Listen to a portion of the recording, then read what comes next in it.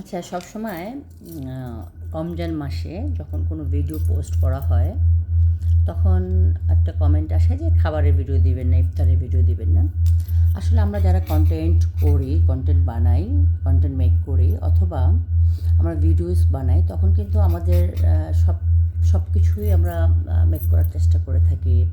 হোক সেটা খাবার, হোক সেটা আনবক্সিং, হোক সেটা সবজি পাড়া, হোক সেটা খাবার খাওয়া, তেহারি খাওয়া, সেহারি খাওয়া, যেটাই হোক, মানে আমরা কন্টেন্ট বানাই। হ্যাঁ, তো কয়েকজনই কমেন্ট লিখে যে খাবারের ভিডিও দিবেন না, যারা খেতে পারে না তাদের কষ্ট হয়। আচ্ছা শুনেন, পরিশ্রম যারা করে তাদের খাবার পেটে জুটে।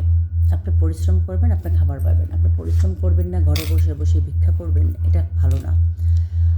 যারা পরিশ্রম করে, আমরা যেমন পরিশ্রম করে টাকা ইনকাম করি, অনেক পরিশ্রম করতে হয়। এই রমজান মাসে সকালবেলা ঘুম থেকে উঠে ঘর গোছানো, বাড়ি গোছানো, কাজের মানুষদেরকে সব কিছু বুঝিয়ে দেওয়া, সব কিছু আমরা অনেক পরিশ্রম করে কিন্তু টাকা ইনকাম করি।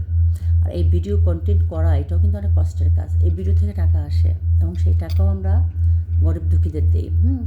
যারা খাবার দেখলে কষ্ট হয় তারা ভিডিও দেখবে না, তারা ডাটা কিনবে না, সেই টাকা দিয়ে তারা খাবার খাবে।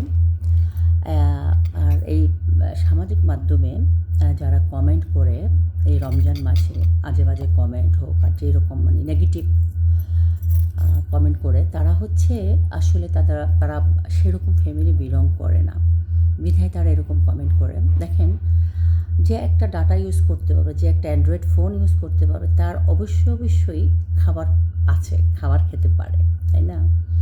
সো এই ধরনের কমেন্ট করবেন না, এরকম লেখা লিখবেন না আপনারা। আর যারা উল্টাপাল্টা ছবি পোস্ট করে রমজান, তাদের তো রোজা হবেই না, তাদের পরিবারের উপরও কিন্তু গজব নাজির হবে। কারণ রমজান মাস হচ্ছে সিয়ামের মাস।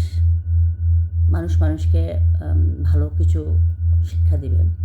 তারা যদি সোশ্যাল মিডিয়াতে আইসা মিথ্যা প্রচারণা, কাউকে ট্রল করা, কারো পিছনে লাগা, কাউকে নিয়ে বাজে কথা বলা, আমি দেখেছি আমার পেজে অনেক আজে বাজে কমেন্ট আসে। আমি এগুলি ব্লকও করি না, ইগনোরও করি না, কিছুই করি না। বাট আমি আল্লাহ পাকের কাছে বিচার দিই যে আল্লাহ তাদেরকে তুমি হেদায়েত দান করো। কারণ এই রমজান মাসে যারা খারাপ কমেন্ট করে, তার মানে তাদের জন্ম কোথায় সেটা আপনারা বোঝার অবকাশ নেই, বোঝাই যায়। কারণ আমরা দেখেছি যারা আমার বাসায় যারা হেল্পিং হ্যান্ড, তারাও দেখি কাউকে খারাপ কমেন্ট করে না। আমার তো অনেক ড্রাইভার, অনেক হেল্প হ্যান্ড, অনেক স্টাফ আমার বাড়িতে কাজ করে, আমার বাড়িতে, কিন্তু কাউকে দেখি না কোনোদিন বাজে কমেন্ট করতে। তার মানে এই বাজে কমেন্টগুলি যারা করে তারা বেয়ারিশ হতে পারে।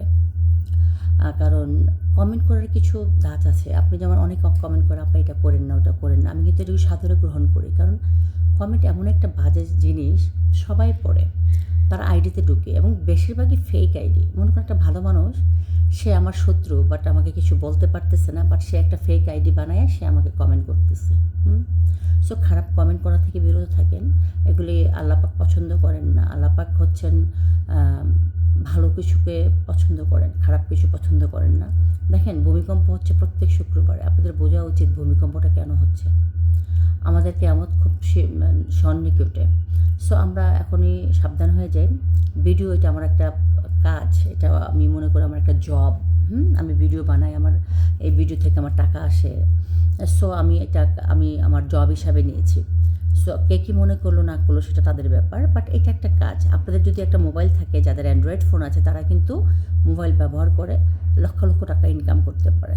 সো মানুষের পিছনে না লাগে নিজের টাকা ইনকাম করুন, নিজে খান, নিজে পড়েন, নিজে কিছু ভালো কিছু করেন, ভিক্ষা করা থেকে বিরত থাকেন, মানুষের কাছ থেকে টাকা চাওয়া থেকে বিরত থাকেন। হাত পাতা আল্লাহ পাক আল্লাহ পাক আমাদের প্রিয় নবী হযরত মুহাম্মদ সাল্লাল্লাহু আলাইহি ওয়াসাল্লাম কিন্তু মানে ভিক্ষাবৃত্তিকে করেছেন। ভিক্ষা করা আসলেই ভালো না। হ্যাঁ, সো আমাদের ভিক্ষা থেকে দূরে থাকতে হবে। ভিক্ষাবৃত্তিটা খুবই খারাপ, হাত পাতা খুবই খারাপ। হাত না পেতে আপনারা কাজ করেন, কর্ম করেন, যে কোনো কর্ম। একটা মোবাইল থাকলে অনেক কিছু করা যায়, অনেক কাজ করা যায়।